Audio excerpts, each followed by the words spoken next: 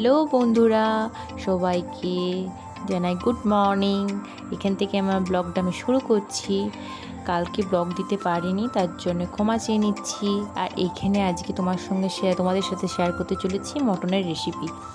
দেখো, আমি টুকটাক জানি সেটা তোমাদের সঙ্গে শেয়ার করছি। এখানে গোটা ফোড়ন দেওয়ার পরে আমি পেস্টটা দিয়ে দিয়েছিলাম, আদা রসুন আর পেঁয়াজের পেস্টটা। তারপরে ভালো করে নাড়াচাড়া করে মশলাপাতিগুলো সব দিয়ে দিয়েছিলাম, যা লাগে তোমরা তো সবই জানো। এখানে রং হওয়ার জন্য একটু কাশ্মীরি মির্চ দিয়ে দিয়েছিলাম আর স্বাদ মতো নুন। আর তারপর মাংসটা কষাতে বসিয়ে দিয়েছিলাম। তারপর ঝালের জন্য আমি দিয়েছিলাম কালি মির্চ পাউডার। তারপরে ভেজে রাখা আলুগুলো ছিল সেগুলো মাংসের উপরে দিয়ে দিলাম। ওগুলো কষালে না মাংসের টেস্টটা আরও ভালো হয়। তারপর লাঞ্চটা কমপ্লিট করে নিয়েছিলাম। তারপর বিকেলের দিকে দেখো কি সুন্দর আবহাওয়াটা করে দিয়েছে, বৃষ্টি পড়ছিল এখানে। তারপরে সন্ধ্যেবেলাতে আমার মেয়ে গোপালকে কোলে নিয়েই বসে আছে। ভিডিওটি ভালো লাগলে লাইক অ্যান্ড সাবস্ক্রাইব করতে ভুলো না। টাটা।